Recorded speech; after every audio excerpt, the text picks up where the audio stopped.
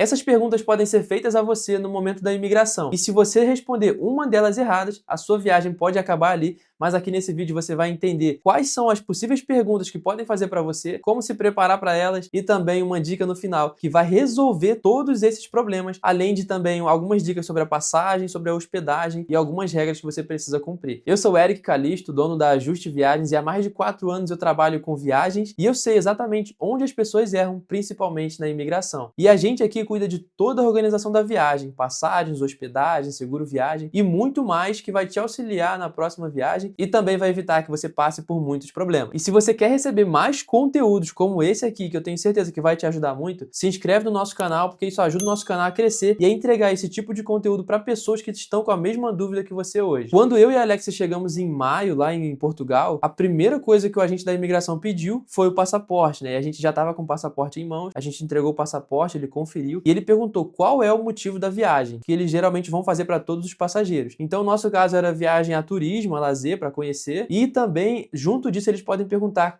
qual que é a sua profissão. Porque se você fala que vai para um evento, ou para uma reunião de negócios, ou alguma palestra, isso aí eles podem perguntar o que você faz e por que você está indo para lá, e qual a sua profissão. Além disso, tem algumas perguntas que eles vão cruzar. Então eles vão pegar qual que é a profissão, qual que é o objetivo da sua viagem, o que você está indo fazer, onde vai se hospedar, e se você responder errado essas perguntas que são de cruzamentos assim, você pode ter um problema porque já vai levantar suspeita automaticamente se não tiver coerência. Então uma coisa que você pode ter problema aqui é se ele perguntar se você está sozinho, se você está acompanhado, se você tem parentes no país. E aí se você fala, por exemplo, que tem parente no país e você vai ficar na casa desse parente, você tem que ter um documento, que eu vou falar até o final do vídeo, você precisa apresentar esse documento para comprovar que realmente você tem um parente e não vai precisar de um hotel, mas tem um documento certo para isso. Outra informação muito importante é saber se você já solicitou o visto ou o pedido de residência no país por algum motivo, visto de trabalho, visto de estudante. Então eles podem perguntar isso e eles já sabem da resposta. Eles vão colocar seu passaporte lá, já vão saber da resposta e se você mentir, você pode ter um grande problema, levantar suspeita e acabar voltando para o Brasil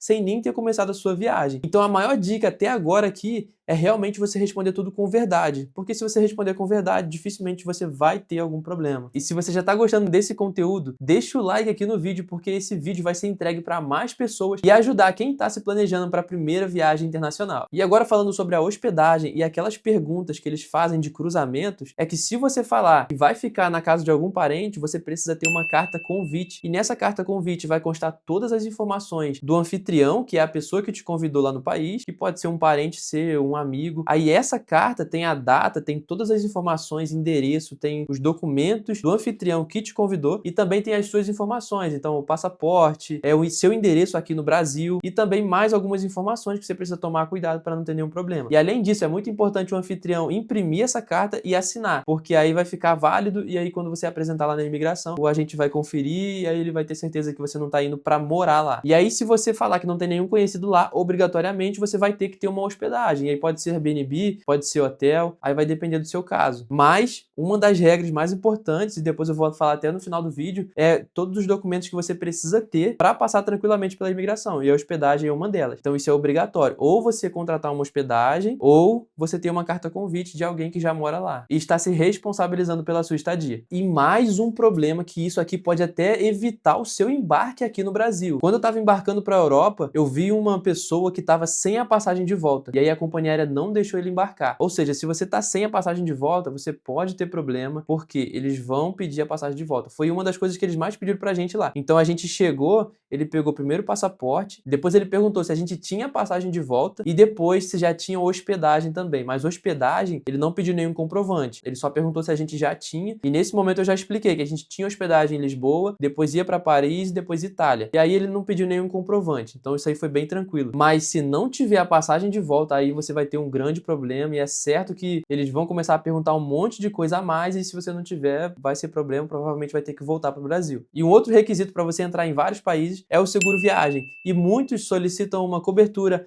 a partir de 30 mil dólares ou 30 mil euros, dependendo do lugar que você está indo. E aqui é um problema muito grande, porque muita gente viaja sem o seguro viagem, acha que não precisa ter um seguro viagem e também usa o seguro viagem do cartão. Só que em muitos casos o seguro viagem do cartão funciona por reembolso, ou seja, você vai lá, vai fazer uma consulta, vai pegar todos os comprovantes, você vai pagar, vai tirar do seu bolso e depois vai pedir o reembolso. E se você pesquisar no Reclame Aqui, as empresas que fazem o seguro pelo cartão ali, tem várias reclamações de reembolsos que não foram feitos. E cada atendimento que você faz fora do Brasil é tudo cobrado em dólar. Então isso é muito caro e não vale a pena você arriscar uma viagem por causa de um seguro viagem que custa R$ 30 por dia. E inclusive, se você já tem uma viagem internacional programada, a gente aqui da agência tem um seguro viagem específico que ele não vai te deixar na mão, que ele tem atendimento 24 horas no WhatsApp, que eu usei na Europa e não tive nenhum problema. Então eu fui atendido muito rápido lá na Europa, mandei mensagem no WhatsApp e fui colocado em um atendimento por telemedicina. Ou seja, muito rápido ali eles me atenderam, eu consegui resolver o que eu queria e se eu quisesse ir num atendimento presencial, eu também poderia ir. E se você quer ter esse seguro viagem, o link do meu WhatsApp tá na descrição do vídeo, então entre em contato comigo, eu vou fazer um orçamento para você sem compromisso nenhum e se você tiver interesse em fechar, eu organizo tudo, mando os comprovantes para você e vou prestar todo o suporte caso você tenha algum problema de saúde durante a viagem. E além de todas essas perguntas, eles também podem perguntar quanto você está levando de dinheiro. Então, quando eu cheguei na Europa, não me perguntaram isso, mas poderiam perguntar e pedir para comprovar também. E nesse caso que eu fui para a Europa, eu levei só 200 euros em espécie e o restante eu levei na Wise, que funcionou muito bem. Então, você pode levar uma pequena quantia em espécie e aí levar o resto na Wise ou até mesmo cartão de crédito, mas o cartão de crédito cobra IOF, spread bancário, então não vale muito a pena. O ideal é depositar na Wise, troca de reais para euros e você consegue usar tranquilamente em vários lugares. Inclusive, a gente comprou várias coisas na rua e em todo lugar a gente não teve nenhum problema em usar o Wise, tanto em Lisboa quanto Madrid, Paris, Milão e Roma. Então, todos esses lugares a gente usou a Wise bem tranquilo. E caso precisasse de mais algum dinheiro, também era possível fazer Pix do banco aqui do Brasil para a